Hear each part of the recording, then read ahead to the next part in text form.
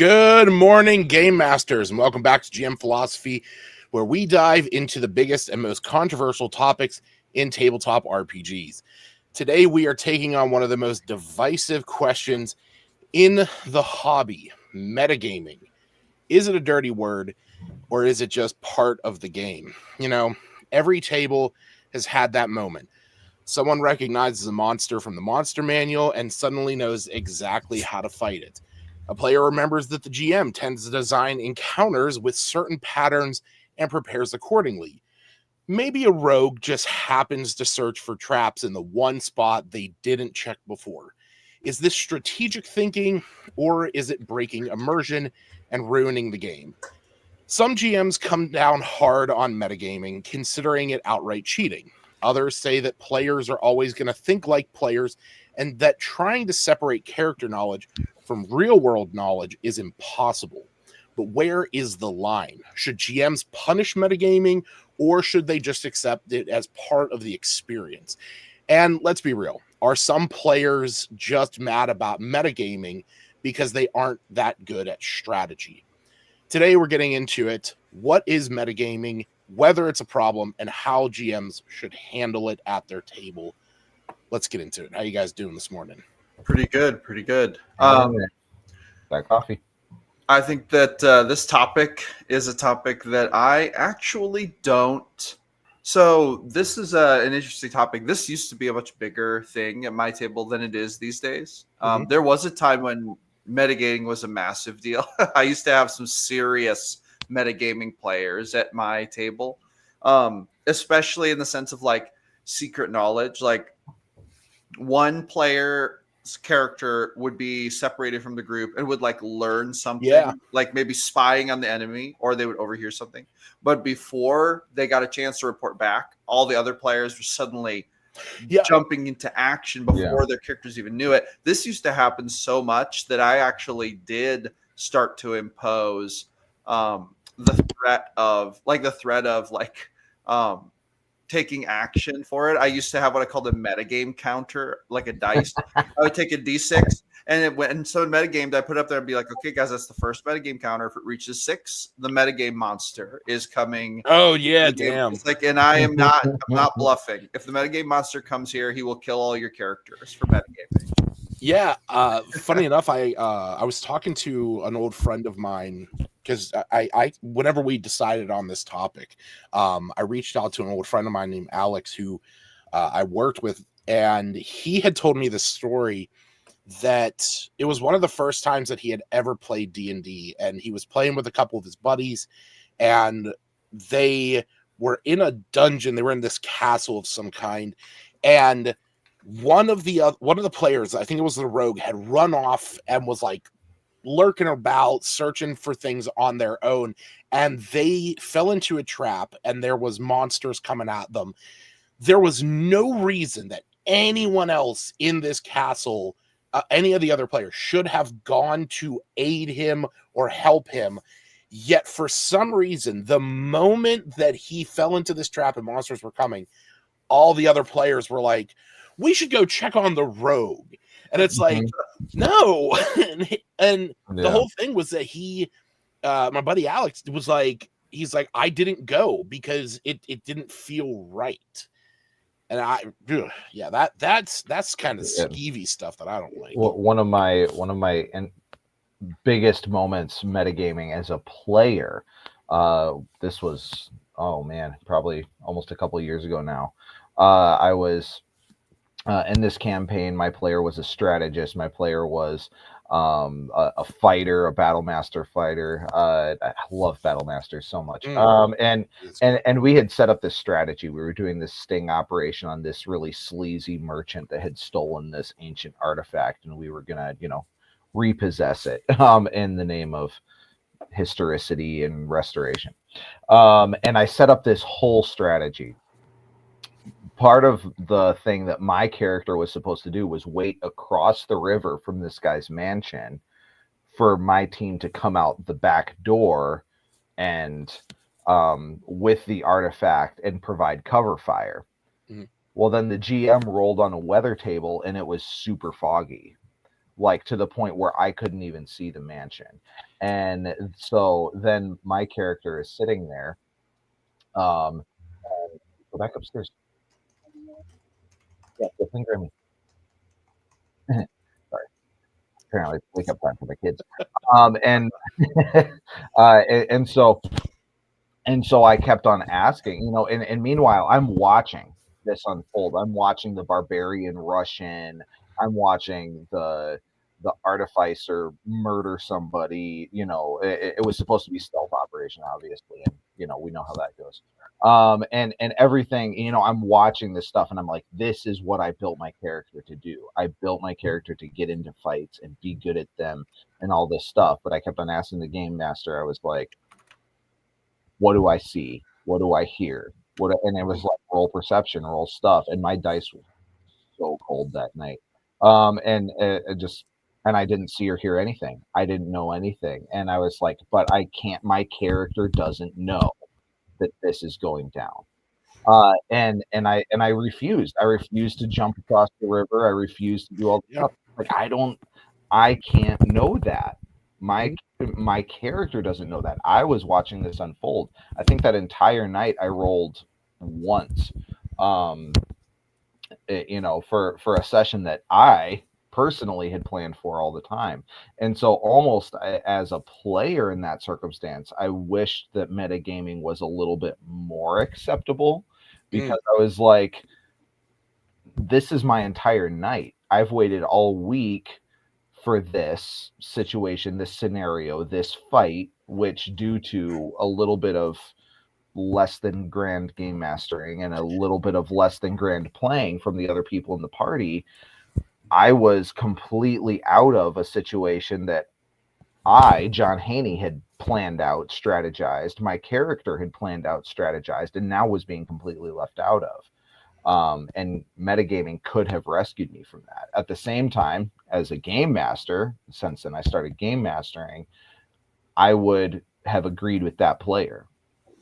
I would have agreed with that person who's like, no, your character doesn't know that. You don't see that. You don't know that. And so there are these two sides to it. And I feel like there's other circumstances, the more common ones, where players are like, oh yeah, well, goblins only have an AC of this, so I should have hit. Right. And it's like, well, hold on. Well, that's also this is the nitty gritty, the everyday metagaming that we see. So there are always two sides to it, but I feel like it's still, you have to ask yourself the question, as a role-playing game, what does your character, are you playing your role correctly? That's part of it. When you're acting your character, they teach my drama class kids all the time. It's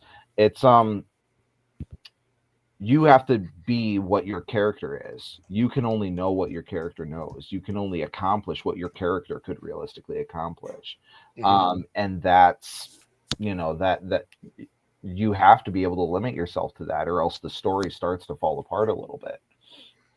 Yeah. And I think that's a major factor in what is metagaming. Cause I mean, just for the folks out there, new players, new GMs, that might watch this and question what is metagaming. It's basically the act of utilizing out of character knowledge to influence in-game decisions. And this has, for a long time, been a very divisive topic, because in a sense, how do you separate that knowledge? Like how do you portray somebody that doesn't know what you know, and how far do you put, like, where do you put that line? Like we said before, it's one thing where maybe your players are on the other side of the dungeon, and so it makes sense that a group of adventurers don't go and help their ally because they don't know that they're in trouble. And that is keeping that immersion, that's keeping that in character experience. But at the same time, do you push that line for the situation that you were in, John, where does the GM blur that line a little bit to get you into those situations, gives you that out, like introducing a strong gust of wind that blows the fog away or something like that, where it would have allowed you to get it back in, and or giving you some incentive to go in. And I think I've definitely had long conversations with different players about what is and isn't metagaming, and well,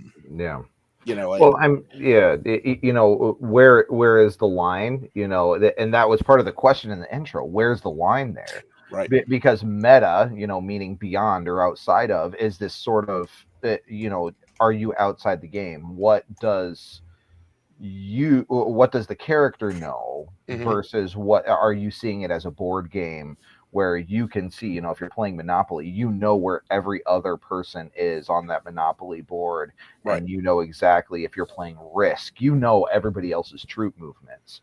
In a role-playing game versus a board game, you have to be able to separate yourself from that. And know that. Now, how possible is that, especially for players who are super invested and they've read the monster manual, they've read fizz bands, they've read everything, every game master resource. Some of them are game masters themselves, and they know how to build an NPC, and they're like, wait a minute, how does he have that ability if he's also having this ability? And there's all these weird disconnects, and I think it really gets down to what kind of a game are you playing, because for some people that the game is more board gamey. It's, here's a dungeon, here's the map, your goal as a group collectively is to conquer this map. And in that sense, maybe the more board gamey, a little bit of more metagaming, like the exact abilities of a mimic. Why would your character know the exact abilities of a mimic? Right. Well, maybe your character does. And that kind of a game, I'm not going to cry about it. But in a more story-oriented game, I think, well, what Stacy has right here up on the screen, what do we know about this monster? And here's an issue with that, and this is something that I learned from my brother, is always, like, as a game master, consider what other characters, other classes, other things would know. Because as a ranger, I was playing a ranger once, and one of my features, and one of my only features as a ranger, was that I got to know certain things about monsters. Yep. I could ask, I could make rolls, and I could, do certain things where I was like, I could know more or less how many HP, what the AC, what the weaknesses of certain monsters were. And that was a class feature. That wasn't a player feature. That was a character class feature. And so to see other players be like, oh yeah, it's weak to acid, let's all attack with acid. And I was like, hold up, my character never told you that. Yet I'm about to on my next turn, but you don't know that yet. You're dipping into my class features, and I'm like, if you want that metagame knowledge, then play a monster hunter, a ranger. So no, and that's it. As Stacy's DM, that was exactly what I was gonna say. Is I have the tendency to throw monsters at my party, just kind of at a whim sometimes, but like it's one of those things where give them an inch, they'll take a mile. I have let players. How dare you, Stacy? Take a mile. I've let players, I let players, question the abilities of monsters. What might they know? What might they not? And it's one of those things where you have to make a choice as a GM. How much of like are you going to let them do this every single time? And once you introduce that mechanic, as as something that you're willing to play with, it's only a quarter mile. Yeah. Then you have to be ready for it every time. Like if you do it once or twice, you got to do it every time. Yeah. And so I remember in the campaign that she plays in, it was a couple, maybe about a year or so ago, the players were heading to the coastline, and they were going to look for this bard that had been kidnapped. And there's this lighthouse, and the lighthouse has some harpies. They have some harpies that are around it. And so my players asked, like, once they got there, they could see the harpies nesting on the rocks, and they're like, is this worth going investigating the lighthouse before we go down to this giant ship that they had to investigate? And so they asked, like, what do we know? Do we know about harpies? And I had to make a decision right there. Do I give them the general knowledge and information that I think might be applicable to this world? Like, what is common knowledge in the world of monsters? Like, how often are adventurers who have maybe just started their adventuring life heard about harpies being able to sing these songs that draw people towards them? Yeah. Is that common knowledge? Sure, maybe goblins and their ambushy sort of nimble tactics might be common, or it's like we said before, where do you draw that line? And I let them make some history checks. And of course, the wizard, in high intelligence, he has he rolled really high. And so I think so did the cleric as well. And the two of them have they have a shared backstory. They have a linked backstory.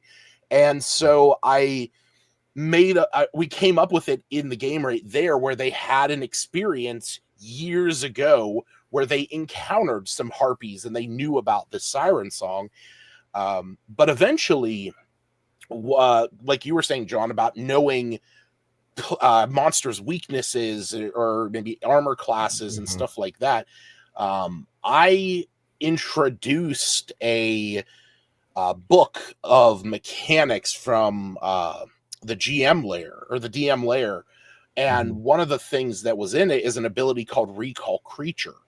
And what it does is, depending on the type of monster that your players are up against, you can roll either like a nature check, a religion check, or an arcana check against a DC that's equal to 10 plus, I think it's like half the CR of the creature rounded down.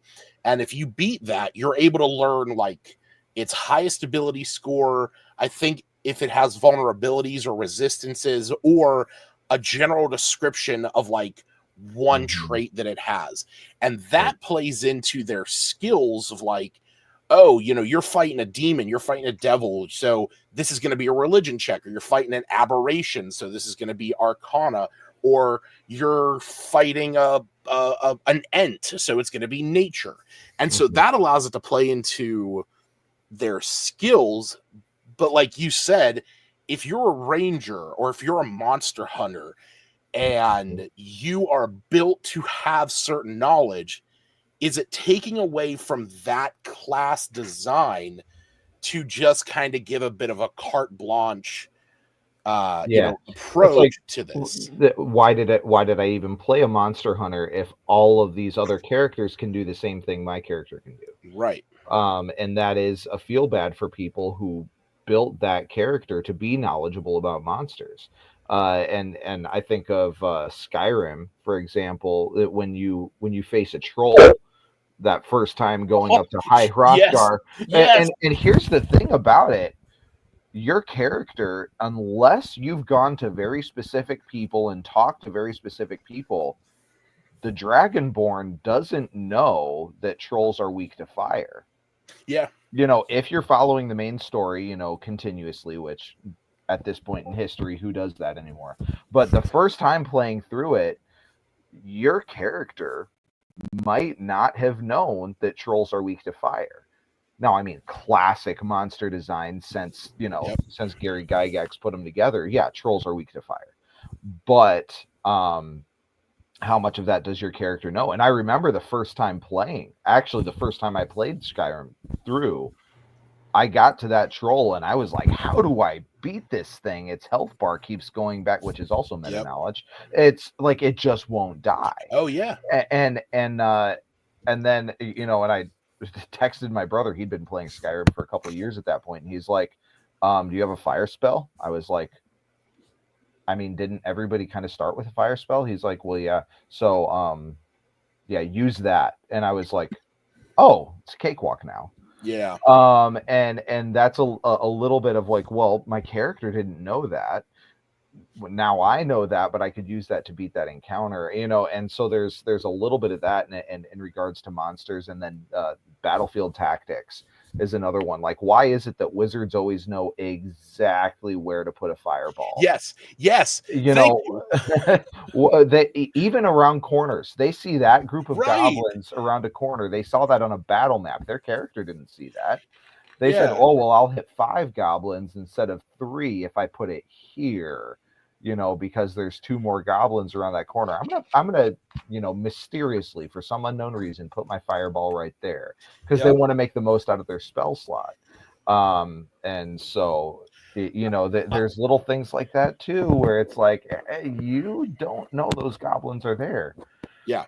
And you know what? It's funny that you say that, because I use a VTT. I've been using a VTT for many years. So it has a tool on it where you can put a circle and move it around. It shows exactly what squares it's going to affect.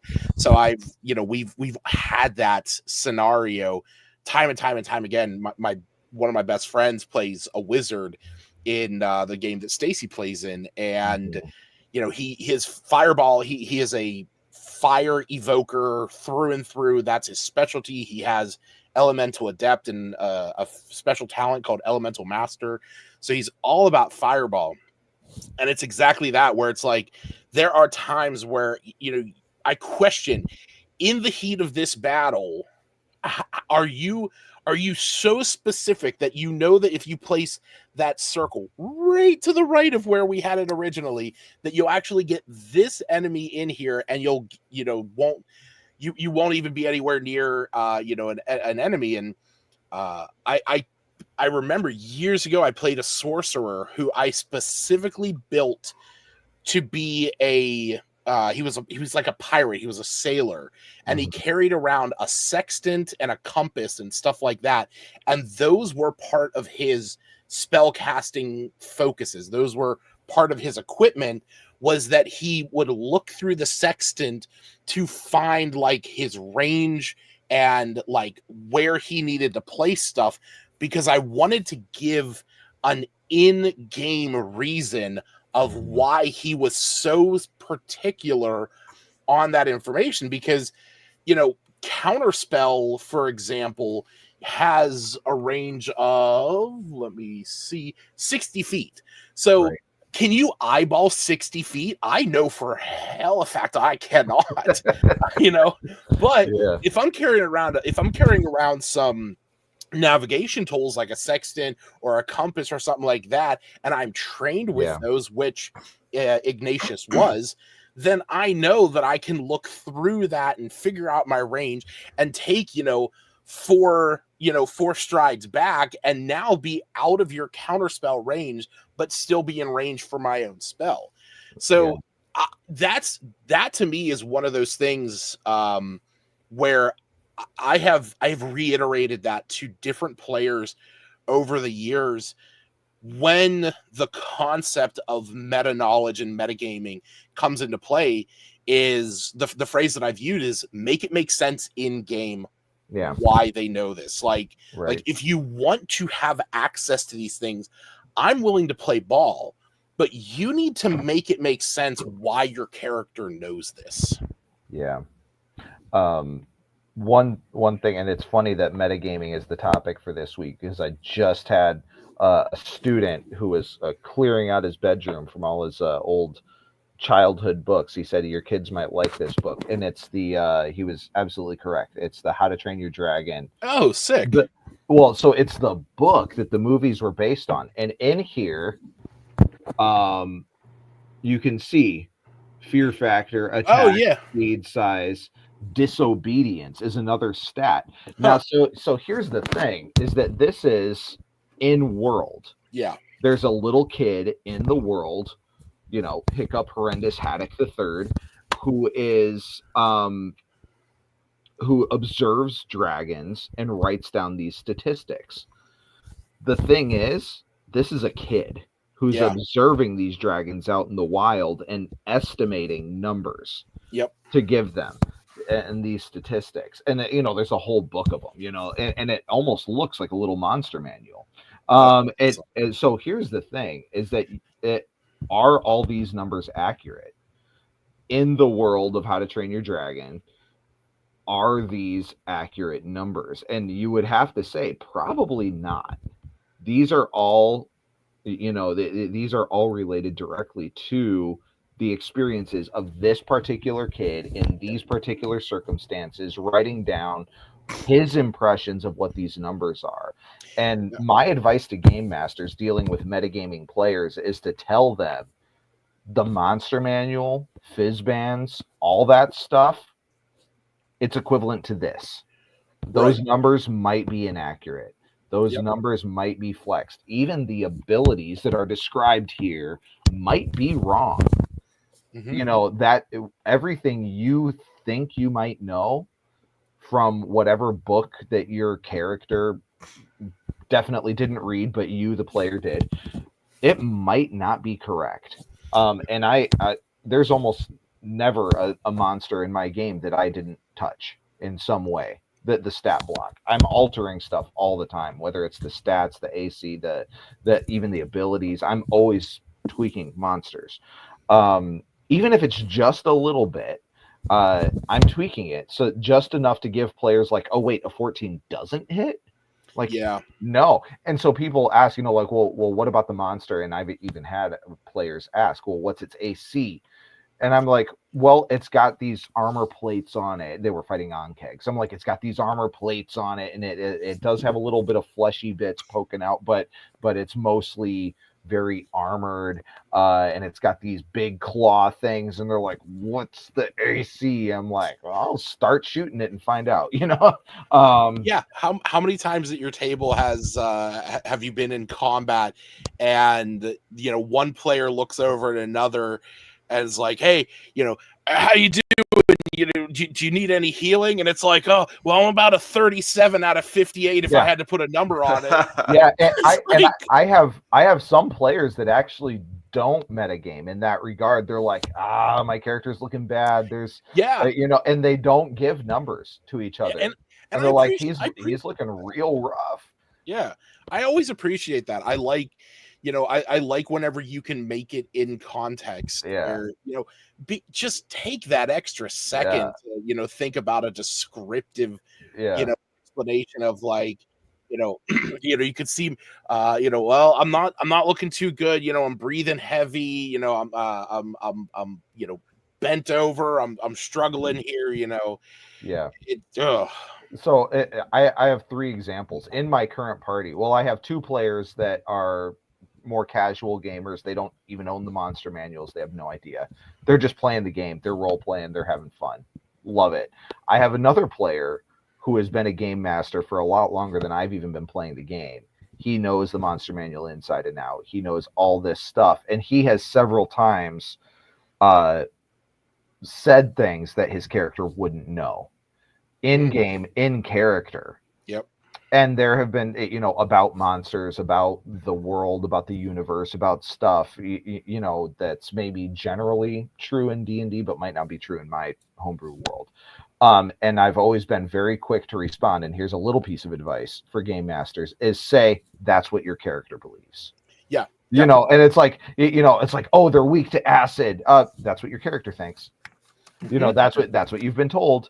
I have another player who is he's a munchkin, he's a metagamer, he's Oh, all those yeah. he's all those things, but in the best way possible because he's hilarious. And even though and I can always see he's he's working things in his brain, but he doesn't always act on it. And he's always Yeah. thinking, it's like, no, wait, I'm playing a big dumb orc fighter. I don't know that.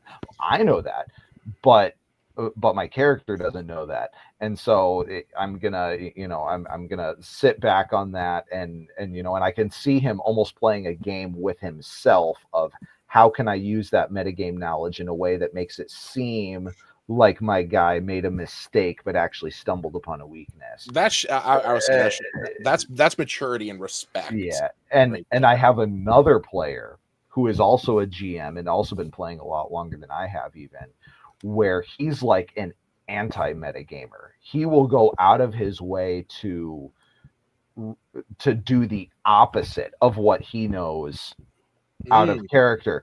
So for example, he's a dwarf druid with a strength of 8. He has multiple times from literally session 1 all the way through even current, and we've had an ASI, he didn't bump his strength, he bumped his wisdom because that's what you would do. And he repeatedly always says, yeah, I'm strong, I'm a dwarf, I'm strong. It's like, you are not. Strength is your dump stat. Yeah. But his character thinks he's strong. Yeah.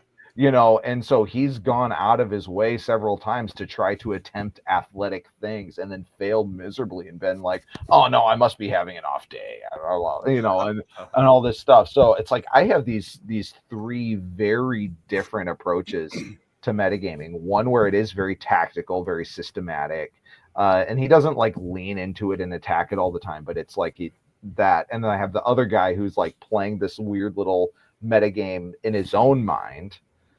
And the other guy who's like, no, I know this. My character absolutely does not. And he runs full speed in that direction. Like, this is what my character thinks. I think I'm strong. I'm going to go pull that rope and I'm going to fail so bad. And it's awesome, And I'm the same way. Whenever in my Pathfinder game that I was just playing last night, in fact, I'm the same exact way. I play a pug person. In Pathfinder, they have a race called the Shuni, which are like anthropomorphic pugs, and I have based it on my own dog Bo, and he's a bard, and his whole thing is that he's scared. He's this little pug person who's running around. His magic is him just like screaming and making these guttural noises, and he's always been afraid.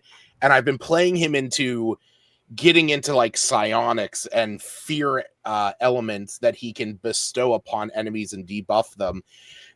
And a trait that I have is when I'm presented with a virtual tabletop, that has like walls and dungeons and stuff, I have a tendency to like to move my character around to like look around corners and stuff, and then I invariably end up triggering encounters. So I've built that into Bo to allow that like personal, player, or my player flaw to be his player character flaw, where he loves doors. He run when he sees a door, he goes to open it. That's and awesome. It's one of those things where it's like, even though I might know out of game that opening this door is not necessarily the smartest thing to do, in Bo's mind, he sees a closed door, it should be open. So he just needs to open it. That's hilarious. That level of play. Yeah.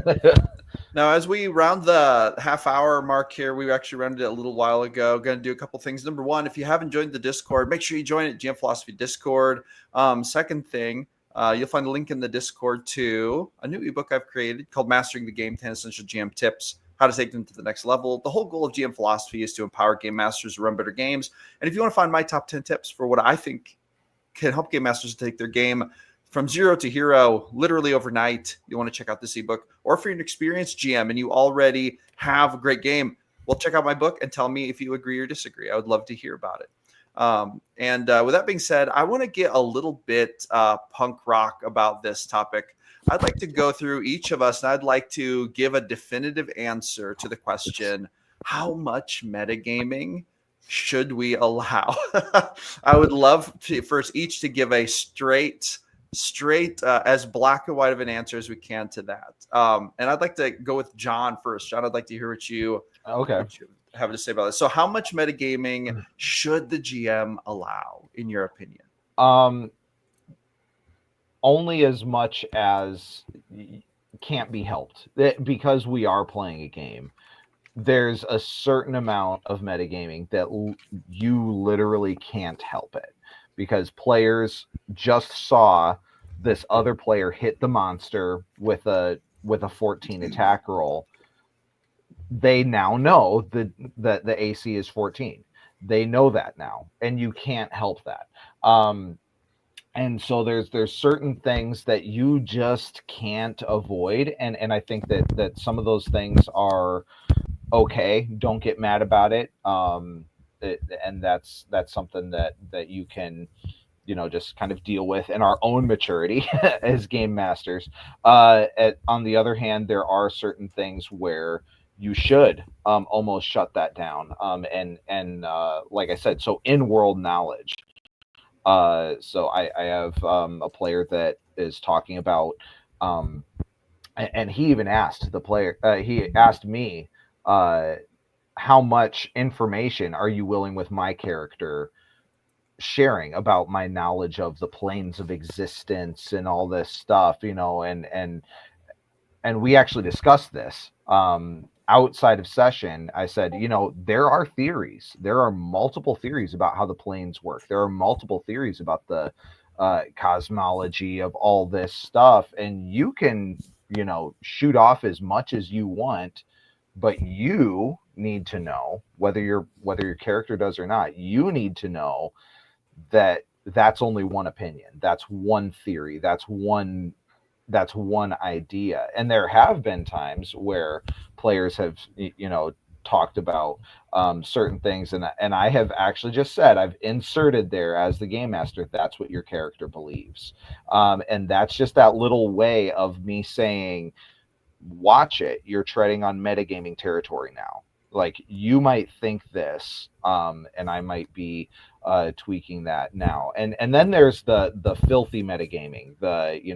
You did this, you saw that 14 AC, and you see these players start acting in certain ways where it's pretty obvious that they're almost even just off screen, kind of like looking at the monster manual. You even see them, doing this and flipping a page. And you see some of that. And in those cases, I start to, I don't know if this is controversial, but I can almost get a little bit adversarial in that case. And they'll see, well, but a 14 just hit. I rolled a 15. And I was like, oh yeah, but from your angle, that monster has 3/4 cover. So, and they're like, oh, you didn't tell me that. It's like, oh, well, it's on the map. So, and so it's like, well, you're clearly metagaming. I have altered the stat block. Pray I do not alter it further. One of those moments. Pray don't give it the metagame bonuses. That's right. And so, because some things, monster stats and all that, I tweak all that pre-encounter anyway. I try to give narrative descriptions as much as possible. How much metagaming do I allow? I allow the stuff that can't be helped. You just can't help certain things. As far as in-world knowledge and stuff like that, I very vocally start saying, that's what you think. Might not be true. Yeah. Might be, might not be. And that's kind of like my GM way of kind of almost shutting that down, being like, well, maybe your character thinks that, but maybe you, the player, think that. Maybe that's your theory, but maybe I'm making notes. Definitely not that. So that's kind of, some stuff can't be helped. Some stuff definitely can. There are ways that, I might touch on more of them later, but of ways that you can, even in session, kind of shut down that metagame. Yeah, I tend to agree. I mean, there is a level of metagaming that just cannot be avoided.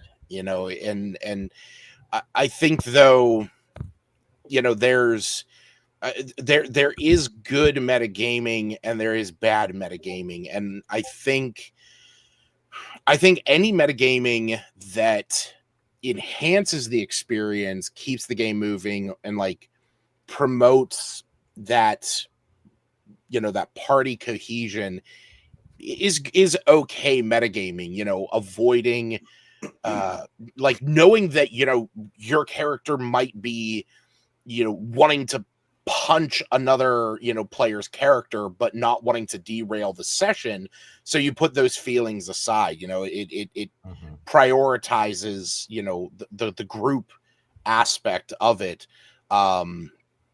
But like another example of good metagaming could just be, did you remember, are you guys fighting a salamander and that the rogue picked up a potion of fire resistance, in that last dungeon, and they're, somebody's getting burned real bad and, they're not using it.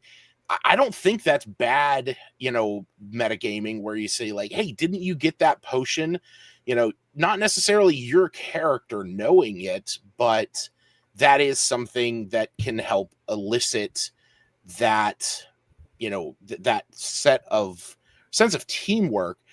But you do start to get into the question of how much knowledge does your character know? I know one thing in my campaigns that we're constantly asking is, when I, as the DM, give my players some amount of information, I have had to be very specific with them, where I ask them, do you tell the rest of the party this? Because I unfortunately have a player who likes to keep information to himself. So I might tell him something, and then the rest of the party might be under that guise of, oh, we now are aware of this. And so they might play into that, or they might allude to them having that knowledge and that player character. And it's not necessarily like information that should have been that should have been secret or kept to themselves. It might have been information that would benefit the whole party, but for one reason or another, he just decides, no, I'm not going to give this to the rest of the party. And that to me is a very shitty thing to do. That is bad metagaming. Like, you should not be, doing that and becoming a detriment to the party for whatever reason your character decide, you as a player have decided to do this. But that has been one of those things that I'm constantly having to ask the party whenever I give them information, or not even necessarily that I'm asking, but the rest of the party, will have to prompt is, do you tell everyone? Is this information that everyone now knows? Because it's a feel bad moment, when, as from a DM's perspective, whenever you're giving somebody information that can help the party and they don't tell the rest of the party, and for a fact that that player is going to forget about it. And yet somebody else in the party 5 sessions down the line where this information is necessary wants to say, oh, this is, Taltharian's curse. Like, we learned about this 5 sessions ago. Well, no, the rest of you didn't, because Joe Schmo over here decided not to tell you guys. Like, that's bad metagaming. And and like I said, I don't like that stuff. Obviously there's more, there's more like concrete metagaming. We mentioned before about trolls and fire damage, and how does the rogue who's never fought a troll before, or never encountered a troll, know that they need to pour acid on their dagger to stop the regeneration? Well, because they read it in a book somewhere. and but that rogue didn't. So like that's a very concrete form of metagaming. It's all those little inconsistencies that show up, like giving somebody information that they don't tell the party because they for some reason as a player don't want to do it. But I mean, I do allow some level of metagaming, like hand waving away situations like that, where one of my other groups, they're so prolific about telling everyone in the party information that they learn because the one player has telepathy. So it's like anything that one of them learns, they tell, they have a signal that they tell the warlock, and the warlock tells everyone else, and nobody has to speak a word. So like I love that set of metagaming with them, because I can hand wave things and know that everyone in the party knows it. I don't mind certain levels of metagaming, but it's got to be stuff that makes the experience better. It's got to be stuff that doesn't give one player like a self-serving, immersion breaking, and like exploitive advantage just because. Like, if you want to do metagaming, make it make sense, make it group focused, respect the immersion, and make it so that the story is better because of it. Yeah, no, that's very well said. Okay, so for me, I think metagaming to me. So what's the danger of it? Well, it's breaking immersion is the real danger. So in other words, the situation where the party encounters a goblin, and then one of the players says, "Oh, in the monster manual they have an armor class of this and this." Oh, it's like, okay. So to me, I kind of categorize that as like, players talking. And then, characters are going to attack maybe. To be really honest, I modify most of the creature stats that I send at the party anyway. And partly because I just never quite think they're right, but also because I think that surprise is kind of like a good thing. This is also why I think homebrew monsters are so much fun, is because there is legitimate mystery. It's like, I don't know what that is. But with that being said, though, I do I've gotten into the habit of, and this is where I guess the line is, right?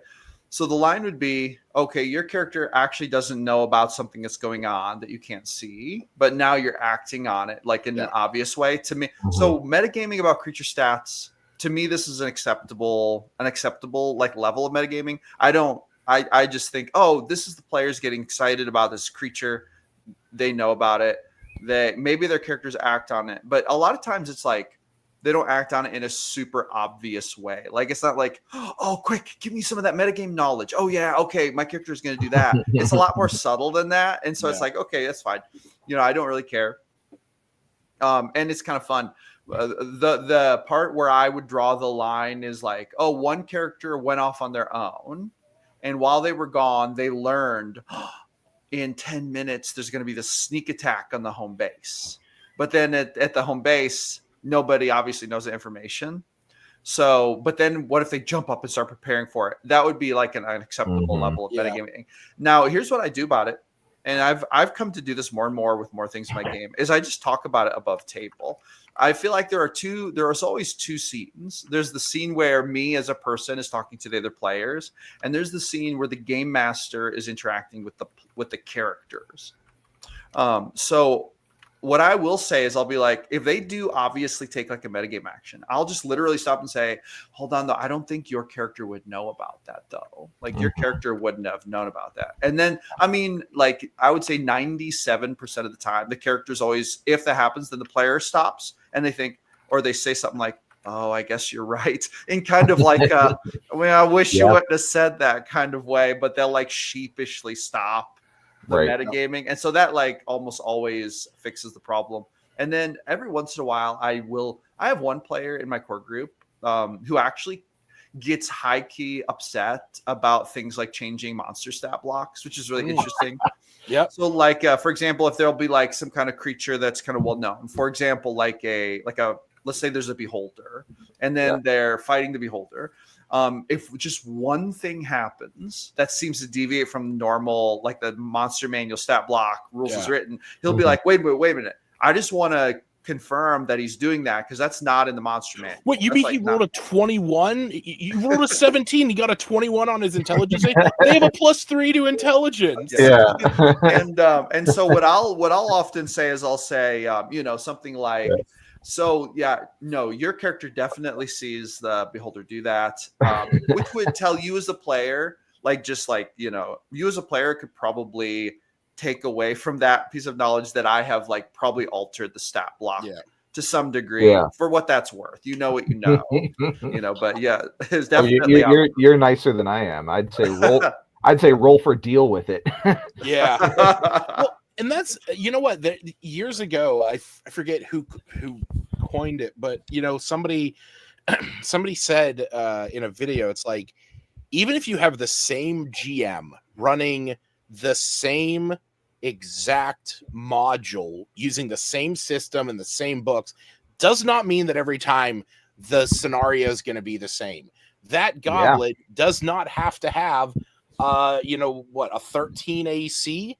That goblin could be could just be stronger. That goblin could just be wearing armor that it's just slightly thicker. They might have more hit points. They might be more intelligent. You as a player, you should never assume the mechanics of a monster until you have gone through the GM at the table, through in-game mechanics, to figure out that information. And I will say that the manual is a kid scribbling in a book. Exactly.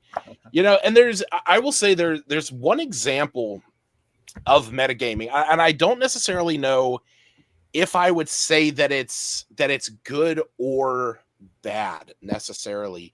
But I have a player at one of my tables who played D&D back in, I think, 3rd edition. It might have been 2nd edition, but I want to say it was 3rd edition. And then he hadn't played for a while and just recently got back into it. And he has a lot of information that is very uncommon knowledge.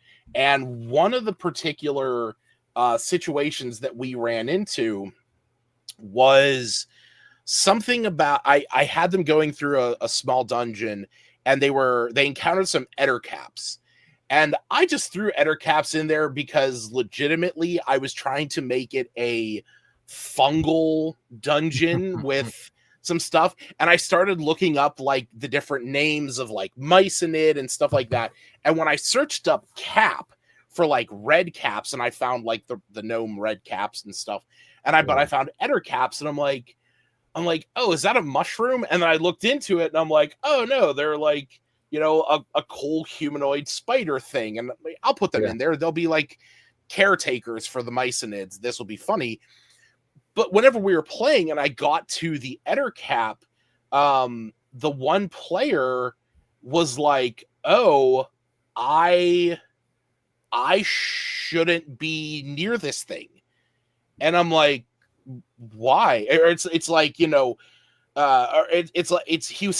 they started a combat with the ettercaps, and I kind of just was having the ettercaps do what I felt they should. And he's like, oh, I'm really surprised they're not coming after me more. And I'm like, why is that? And he's like, well, I'm a changeling. So, and they go out of their way to torment and feed on the Fae. And I'm like, is that a thing? And he's like, oh yeah, no, that's a thing from way back in the day. And I'm like, okay, these ettercaps are not those ettercaps. That might be lore that I'm ignorant to. So that's just not how they function in this. Yeah. So it's that's a form of metagaming. And in a way, it's kind of in the same line of, if you introduce a vampire or zombies in the game and you have that monster bite a player, you might have a player who goes, I'm going to turn into a zombie, or I'm going to turn into a vampire. It's no, that's not how that works. Don't assume that. Or And maybe it is how it works. well, and that, you know, and it could, and it could. Maybe and that's exactly. yeah, and you know, and I think though, I think there's a fun part to that. There's a fun way that you can handle that form of metagaming where it's like your character believed this. You were told stories of if you get bit by a vampire, you turn into one, or you get bit by a zombie, you turn into one. And so it's like that I allowed his idea of Ettercaps going after Faye to then become some story that he was told by his parents, because he came from a family of changelings. And so it's like, don't go into the dark caves where spider webs are seen, because you might find an Ettercap and they feed on our kind. So it's like, we made it a childhood story that his parents told him. Yeah. And that's, I think, like I said, that's not necessarily bad metagaming, because he wasn't using it to gain some kind of advantage. Yeah. But at the same time, you know, it was not necessarily something that, you know, he should be relying on. And I'm cool if somebody wants to be like, oh, you know, are these, you know, are these like classic Ettercaps and stuff like that? You know, do they do this thing? Because again, I learned something that day, and we got to establish some character lore, and I really appreciated that part of it. You know, there's also an element of that is kind of world state specific and stuff like that. Like, you know, because different GMs will run things, and so it's like I think the GMs should not feel bad or should not feel like they're doing it wrong if they run a monster very different to how it has been portrayed in the lore. Like, I've had that happen a lot. Like, I've run monsters, and then I've had like, for example, I one time in a campaign had a main character who was a Rakshasa. You know, like the lion folk guy with the backwards hands. Yep. Those ones. And so when I first introduced it, I kind of just like, I didn't know any of the lore about that creature. The truth is, during session prep, I just happened to cross it in the monster manual. And I was like, oh, no. I take that back. I did not even know that was a creature. When I was doing session prep, I thought, oh, it'd be cool to have like a lion folk person here. Yeah. So I did that. And then during the game, whenever they encountered this creature, one of the players was like, oh, I'm going to look at his hands. And I was like, you see his hands? You know, this is like kind of furry. He's got claws on his hands. Like, but are they backwards? Are they backwards? Yeah. I'm like, what are you talking about? And then he's like, well, is it a Rakshasa? And I was like, what? And then like later on, I looked it up. I didn't even know about this creature. Yeah. But this is an interesting, like, and as a GM, that was back in my newer days of GMing. And I kind of, for a minute, I thought, man, did I do that wrong? Like, should it have been Rakshasa? Like, should I have known about that? And maybe it would have been better if I would have, and this and that. But no, it's like, the truth is, like, we do what we do. And we have a plan. And when players have that kind of like metagame knowledge of it, and then they ask about it, I think sometimes, I don't know if you guys do this or any GMs out there, but sometimes we take it as almost a form of criticism. Like, oh, we're running this creature wrong. Yeah. Like that Ettercaps. It can feel that way. Yeah. Yeah. And so it's like, I just want to reaffirm to all the GMs watching, that is a super common thing to feel like, but that you should never feel that way. You might be running a creature that is an Ettercap or a Rakshasa or whatever, and they might have a completely different set of abilities. They might have a whole different set of motivations in this world state. Even if you're playing a Greyhawk, and your version of Greyhawk is going to be different than the world is written. And don't be too tough on yourself to just like hold yourself to that specific standard. Just because it was in Dragon magazine 15 years ago doesn't mean that that's how you have to run it. And what I'll say to my players is, I'll just say, oh, well, no, I like what you're saying is like, I think that's like a lore thing. Yeah, totally. I will say that these XYZ things, like these elves or this monster, whatever, it does seem to be behaving differently. It seems that in this world state, these things do not, at least by all appearances, act in the traditional lore sense. And I'll kind of just like communicate to the players above table, basically saying, don't expect it to act like the lore would tell you, like, because I've thrown it out the window and it's something totally different. Yeah. Legitimately, one of the things that I very rarely ever do is look at the lore on a creature. I I understand that like some monsters are built to function certain ways, and like I had a Rakshasa show up in one of my campaigns, and it was just it was a random encounter. It was a roll table that I was using for a very specific thing, and they wandered into a room with a Rakshasa that was just cooking dinner and wanted the players to try his food. And so I'm like, I knew that Rakshasas were lawful evil. I was like, I know that's a thing, but I could not care a single bit about them, being like, using any kind of like evil intent. It was just, he was making dinner. He wanted the players to try it. And the only aspect that even came from any bit of their lore is that they like misdirection and they like to play with creatures. Because he gave them something. It was so spicy that they could breathe fire.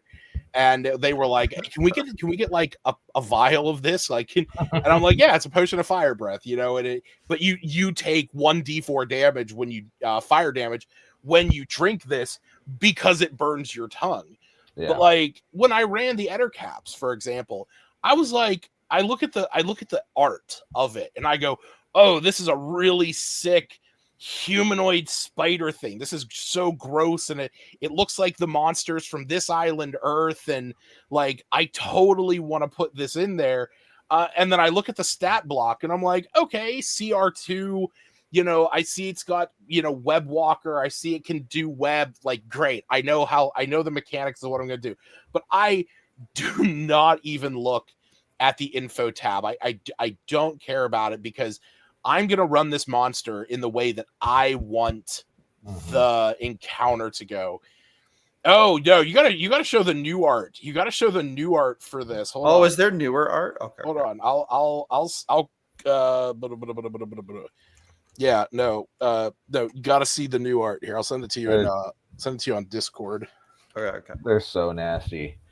They're so great. No, it's they're nasty in all the right ways.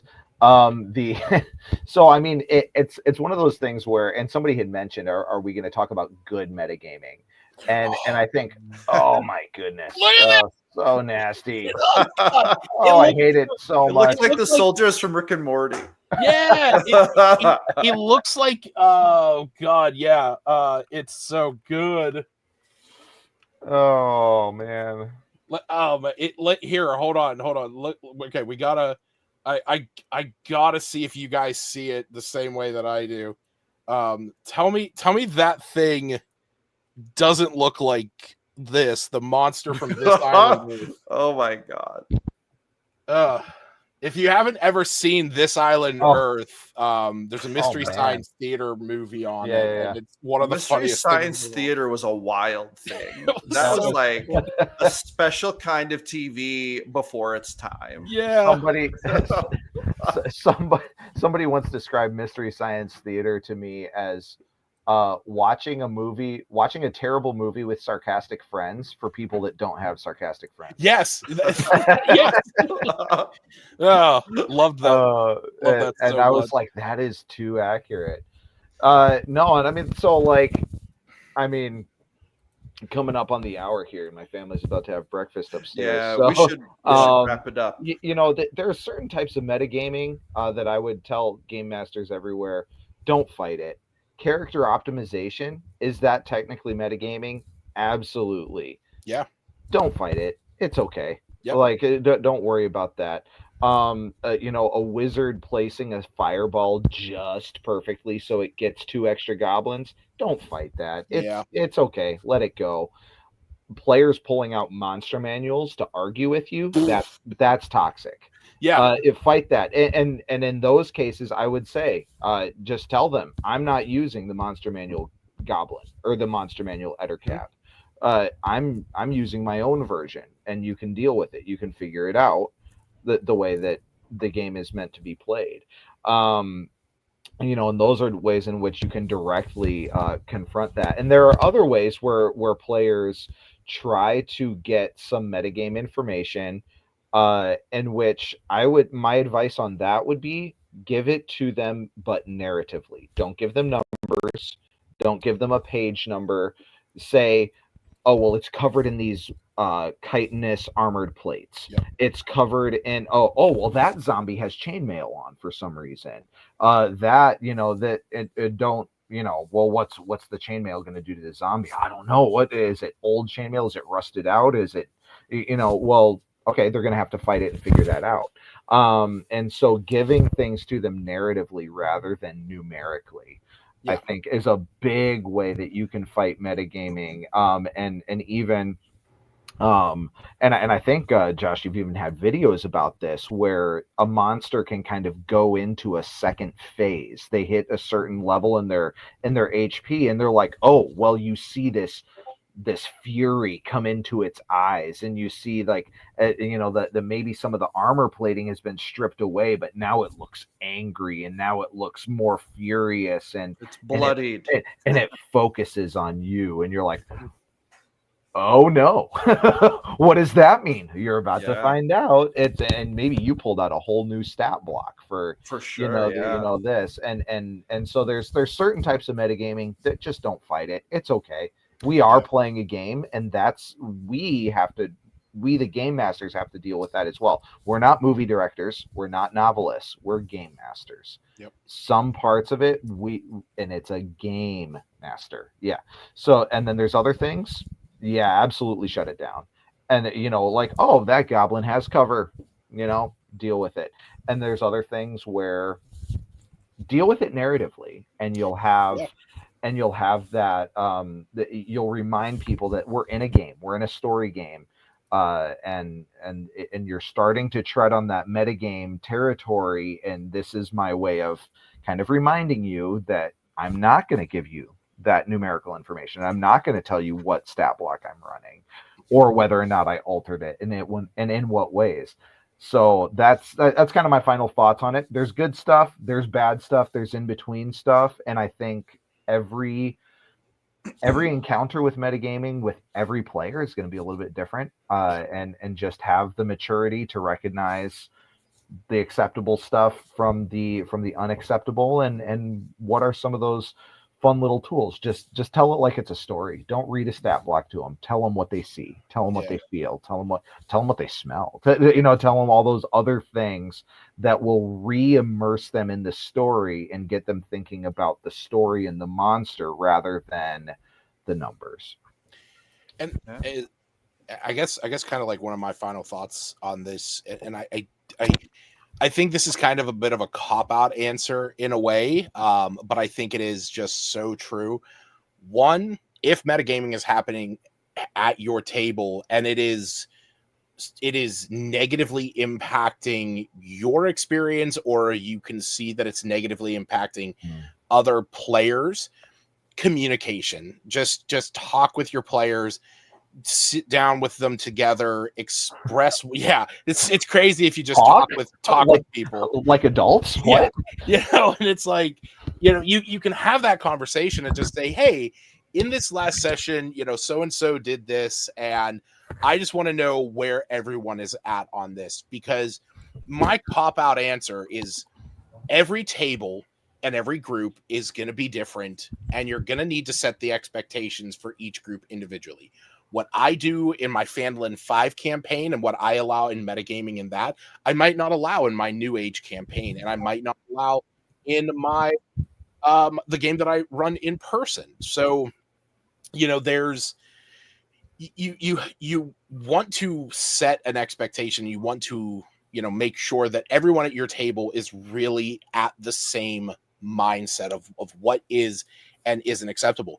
A video that I watched from Professor Dungeon Master years ago, he talked about letting your players know the armor class of the monsters when they encounter them, because in his mind, that made the mechanical aspect of the game something that could move faster, because now the players aren't rolling a d20 and going, oh, does that hit? Or, if you tell them, okay, you're fighting some goblins, they have They have a 13 AC and they have 7 hit points. So now the players know, okay, cool. If I roll above a 13 or if I roll above a 12 with my modifier, I hit it and I can just roll the damage and I don't have to ask, does it hit?